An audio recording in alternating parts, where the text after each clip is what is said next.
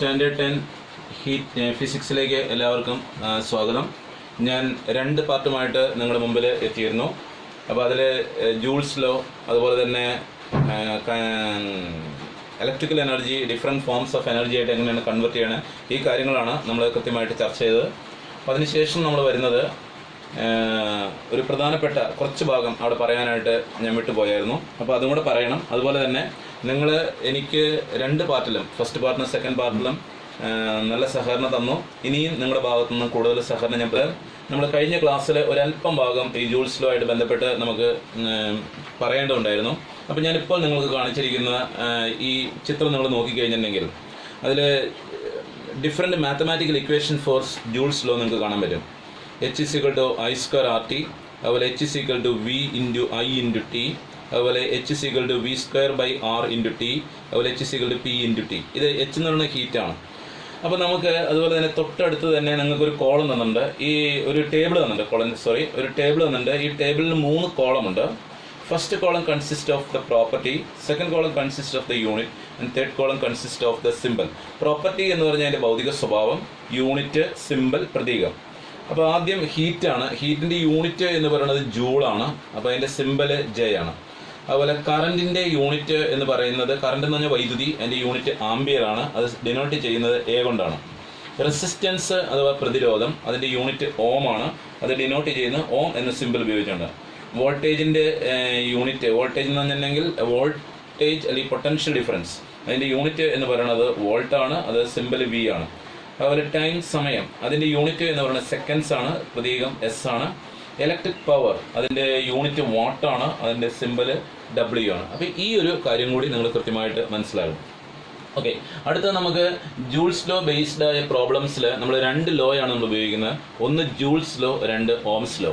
അപ്പോൾ ജൂൾസ് ലോയുമായിട്ട് ബന്ധപ്പെട്ട ഇക്വേഷൻ ഞാൻ ഓൾറെഡി പറഞ്ഞായിരുന്നു. H is equal to I square, 4 equation ഉണ്ട്. അതിൽ ഓംസ് ലോ ആയിട്ട് ബന്ധപ്പെട്ട ഇക്വേഷൻ ഇതാണ്. V is equal to I into R, I is equal to V by R, R is equal to V by I. ഇപ്പോൾ ഈ terms എല്ലാം നിങ്ങൾ കൃത്യമായിട്ട് അറിയണം. H എന്ന് പറയുന്നത് ഹീറ്റാണ്, I കറണ്ടാണ്. അപ്പോൾ ഞാൻ അതും കൂടെ ഒന്ന് എഴുതിയേക്കാം. H is equal to heat അല്ലെങ്കിൽ താപമാണ്. I സമം എന്താണ്? കറണ്ടാണ്. I is equal to കറണ്ടാണ്. V എന്ന് പറയുന്നത് വോൾട്ടാണ്, വോൾട്ടേജ് ആണ്, വോൾട്ടേജ് അല്ലെങ്കിൽ പൊട്ടൻഷ്യൽ ഡിഫറൻസ് ആണ്. R എന്ന് പറയുന്നത് റെസിസ്റ്റൻസ് ആണ്, R is equal to resistance ആണ്. T എന്ന് പറയുന്നത് ടൈമാണ്.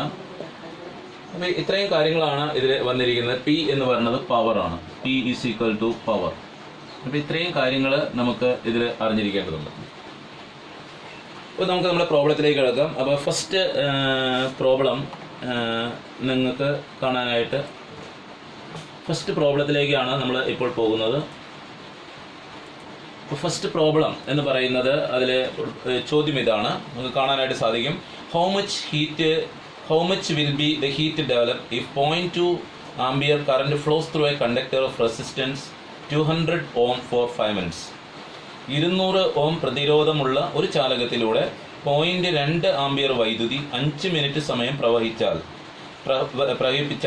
ഉൽപ്പാദിപ്പിക്കപ്പെടുന്ന താപം എത്രയായിരിക്കും? അപ്പോൾ ഈ ചോദ്യത്തിൽ, അപ്പോൾ ഇതിൻ്റെ ആൻസറിലേക്കാണ് ഞാൻ പോകുന്നത്. ഇതിൻ്റെ ആൻസറിലേക്ക് പോകുമ്പോൾ നമുക്ക് ശ്രദ്ധിക്കേണ്ട കാര്യങ്ങൾ എന്തൊക്കെയാണെന്ന് നോക്കാം. അപ്പോൾ how much heat will be develop if 0.2 ampere current. അപ്പോൾ കറണ്ട് ഏതാണ്? I. അപ്പോൾ I is equal to നമുക്ക് എത്ര വരും? 0.2 ആംബിയർ ആണ്. അതുപോലെ തന്നെ 200 ohm പ്രതിരോധം, റെസിസ്റ്റൻസ് തന്നുണ്ട്. റെസിസ്റ്റൻസ് സൂചിപ്പിക്കുന്ന ഇതാണ് R ആണ്. R is equal to 200 ohm ആണ് R തന്നിരിക്കുന്നത്. അതുപോലെ തന്നെ നമുക്ക് അതിൻ്റെ കൃത്യമായ സമയം തന്നിട്ടുണ്ട്. സമയം is equal to T. T ഏതാണ്? T is equal to 5 minutes ആണ് തന്നിരിക്കുന്നത്. 5 മിനിറ്റ് ആണ് തന്നിരിക്കുന്നത്, 5 minutes. അപ്പോൾ 5 minutesനെ നമ്മൾ എന്താക്കി മാറ്റണം? അതിനെ സെക്കൻഡ്സിലേക്ക് കൺവേർട്ട് ചെയ്യണം. അപ്പോൾ 5 into 1 മിനിറ്റ് എന്ന് പറഞ്ഞാൽ എത്ര സെക്കൻഡാണ്? 60 seconds ആണ്. അപ്പോൾ that is equal to 5 into 60 എന്ന് പറഞ്ഞിട്ടുണ്ടെങ്കിൽ 300 seconds ആണ്. ഇത്രയും കാര്യങ്ങളാണ് നമുക്ക് തന്നിരിക്കുന്നത്. അങ്ങനെയാണെങ്കിൽ നമുക്ക് ഈ ഇക്വേഷൻസ് ഉപയോഗിച്ച്, അപ്പോൾ നമ്മൾ ഈ ഇക്വേഷൻസ് ഇപ്പോൾ നമ്മൾ ഡിസ്കസ് ചെയ്യുന്നില്ല. നമ്മളെ സംബന്ധിച്ച് ഈ 3 ഇക്വേഷൻസ് ആണ് നമ്മൾ ഡിസ്കസ് ചെയ്യുന്നത്. പവർ പഠിച്ചതിന് ശേഷം നമുക്ക് അതിലേക്ക് വരാം. അപ്പോൾ ഒന്നാമത്തെ ഇക്വേഷൻ ഞാൻ അപ്ലൈ ചെയ്യുകയാണ്. അപ്പോൾ ഇതിൽ I ഉണ്ട്, R ഉണ്ട്, T ഉണ്ട്. അപ്പോൾ നമുക്ക് ഈ ഇക്വേഷൻ അപ്ലൈ ചെയ്യാം. അപ്പോൾ ഫസ്റ്റ്, അപ്പോൾ H is equal to ഏത് ഇക്വേഷൻ കൊടുക്കുന്നു? I square RT. എന്ന് പറഞ്ഞാൽ I എത്രയാണ്? 0.2 into 0.2 ഇൻറ്റു R എന്ന് പറയുന്നത് 200 ആണ്, ഇൻറ്റു T എന്ന് പറയുന്നത് 300 സെക്കൻഡ്സ് ആണ്.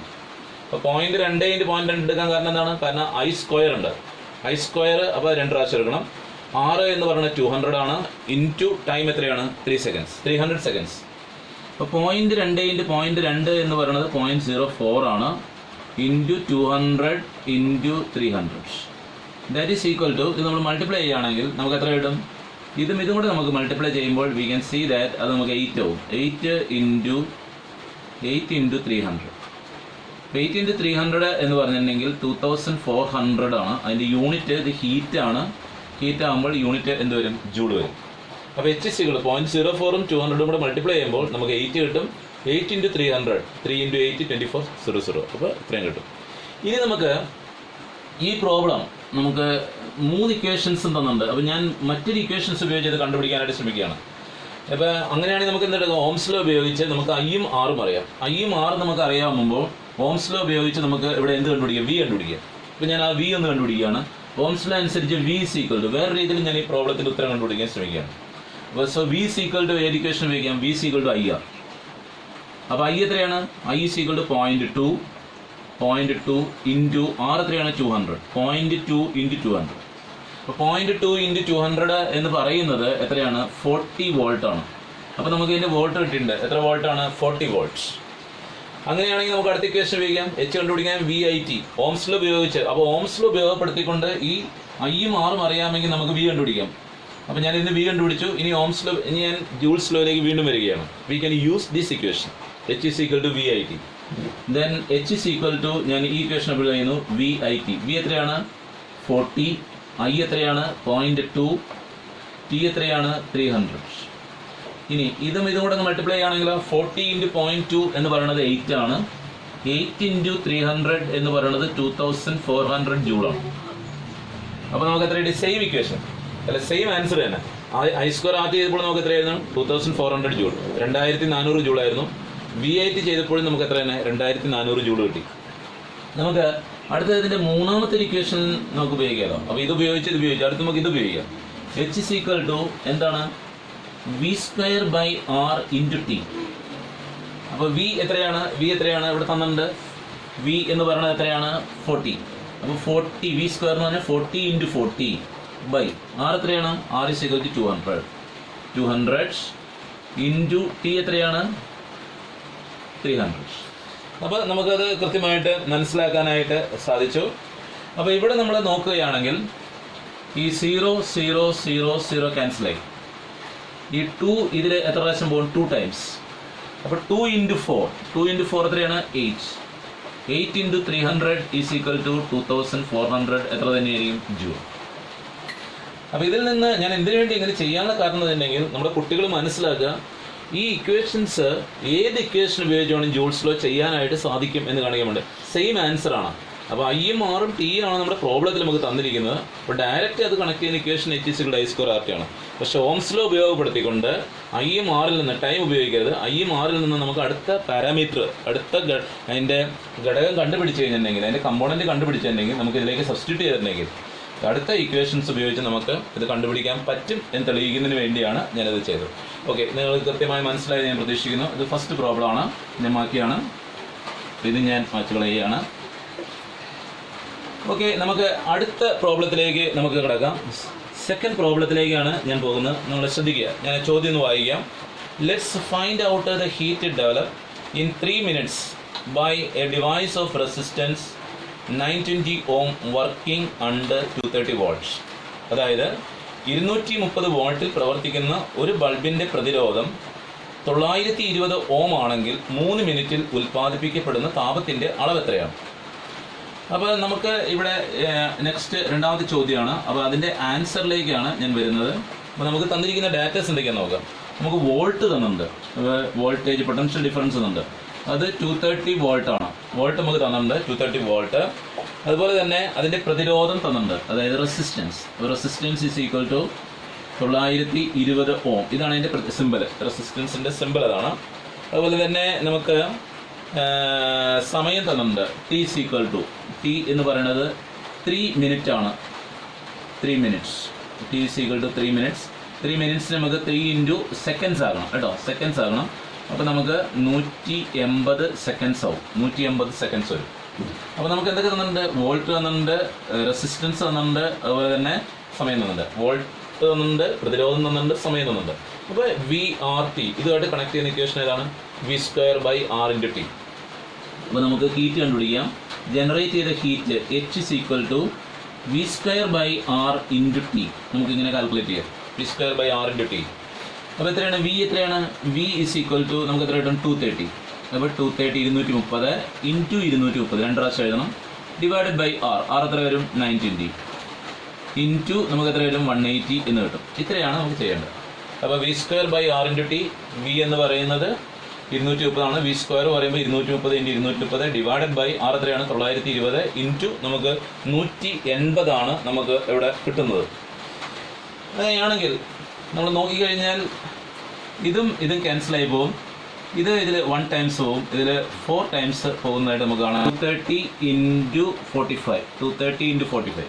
ഇപ്പോൾ 230 ഇൻറ്റു 45 നമ്മൾ മൾട്ടിപ്ലൈ ചെയ്തിട്ടുണ്ടെങ്കിൽ നമുക്ക് കിട്ടുന്നത് 10,350 ജൂള് എന്ന് ഇതിൻ്റെ ഉത്തരം കിട്ടും. അതായത് 10,350 ജൂള് എന്നായിരിക്കും ഇതിൻ്റെ ഉത്തരം നമുക്ക് കിട്ടുക.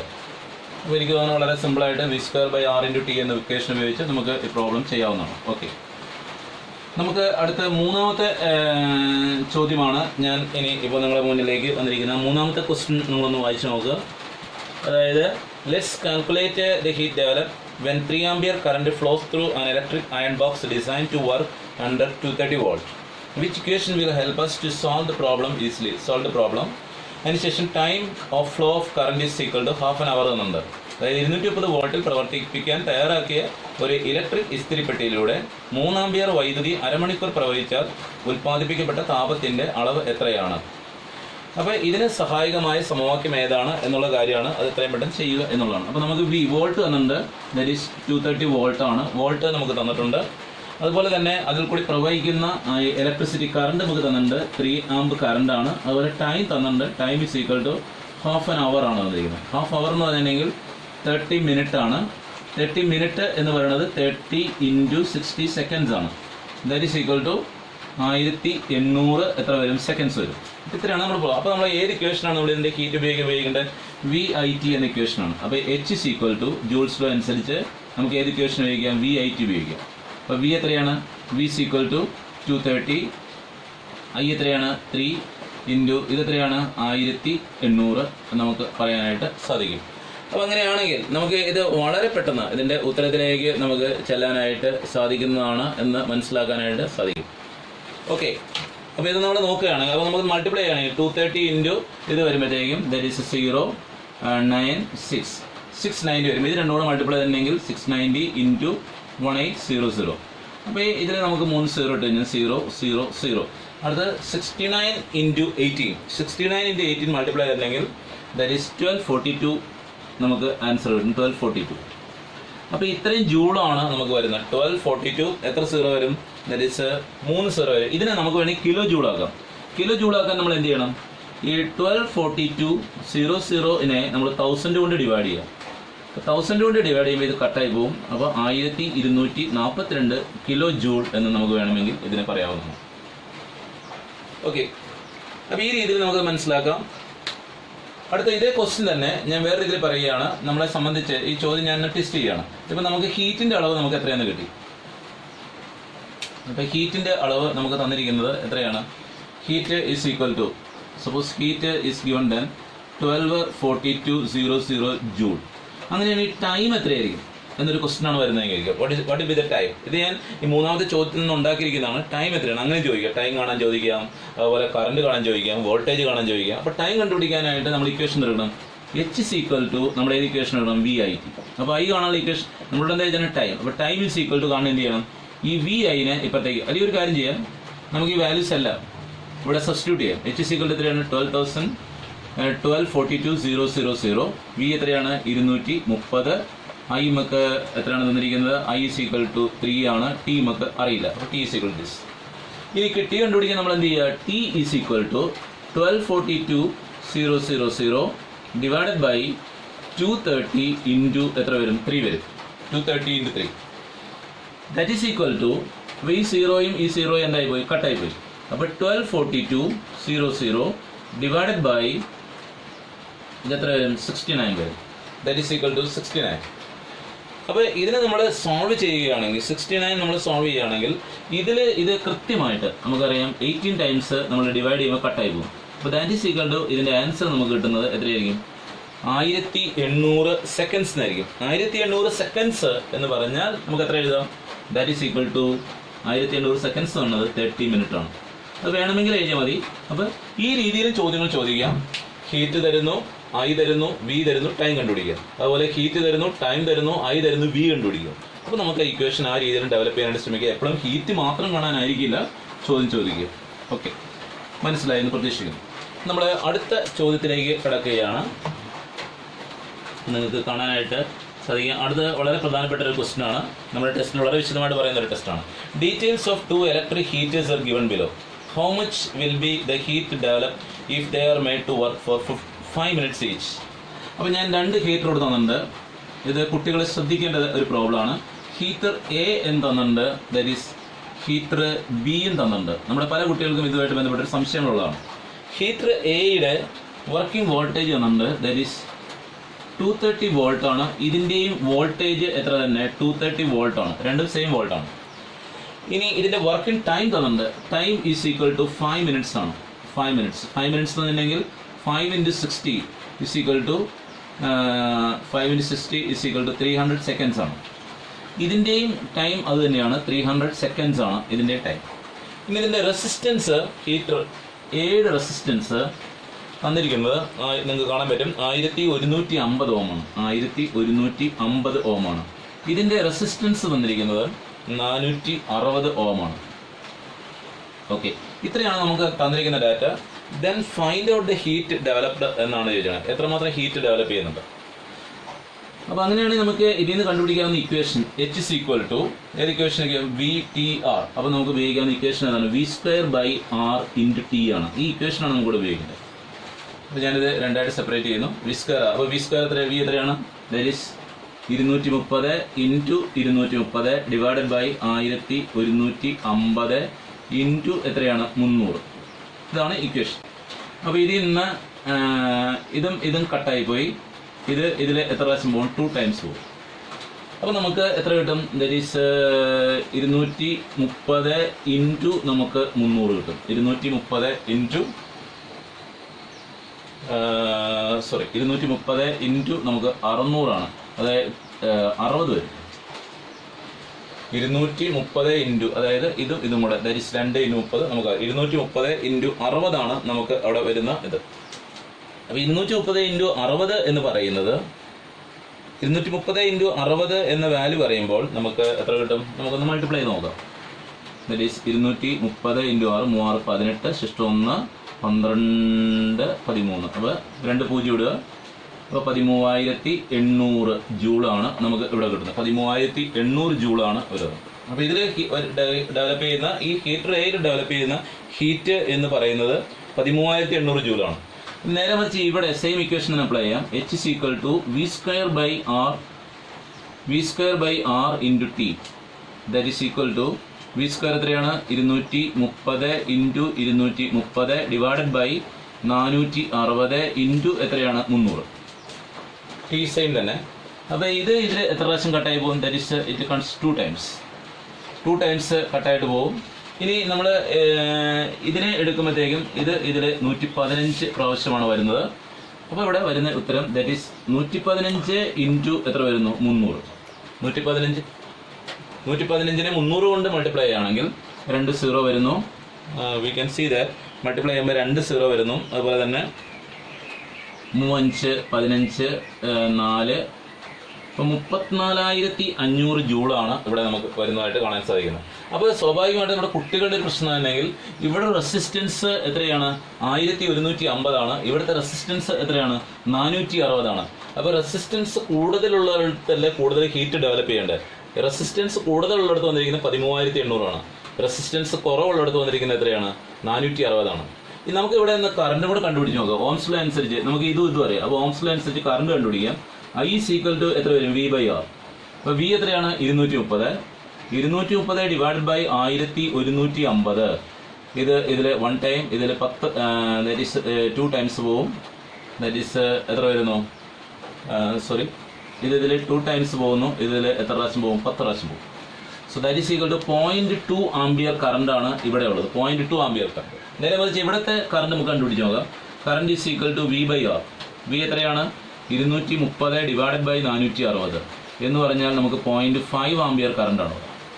അപ്പോൾ ഏതിലാണ് കറണ്ട് കൂടുതൽ? ഇതിൽ 0.5 ആംബിയർ കറണ്ട് ഉണ്ട്, ഇതിൽ 0.5 ആംബിയർ കറണ്ട് ഉണ്ട്, ഇതിൽ 0.2 ആംബിയർ കറണ്ടേ ഉള്ളൂ. ഇതിൽ നിന്ന് കുട്ടികൾ മനസ്സിലാക്കേണ്ട ഒരു പ്രധാനപ്പെട്ടത്, വോൾട്ടേജ് കോൺസ്റ്റന്റ് ആണെങ്കിൽ heat is inversely proportional to resistance ആയിരിക്കും. ഓക്കെ, വോൾട്ടേജ് കോൺസ്റ്റന്റ് ആണെങ്കിൽ heat is inversely proportional to resistance ആയിരിക്കും. എന്ന് പറഞ്ഞാൽ റെസിസ്റ്റൻസ് കൂടുന്തോറും ഹീറ്റിന്റെ അളവ് എന്ത് ചെയ്യും? കുറയും. റെസിസ്റ്റൻസ് കൂടുന്തോറും ഹീറ്റിന്റെ വോൾട്ടേജ് കോൺസ്റ്റന്റ് ആണെങ്കിൽ, രണ്ടിനെയും വോൾട്ടേജ് കോൺസ്റ്റന്റ് ആണെങ്കിൽ ഹീറ്റും ഡെവലപ്പ് ചെയ്യുന്ന ഹീറ്റും റെസിസ്റ്റൻസ് ഇൻവേഴ്സ്ലി പ്രൊപ്പോർഷണൽ ആയിരിക്കും. റെസിസ്റ്റൻസ് കൂടുന്ന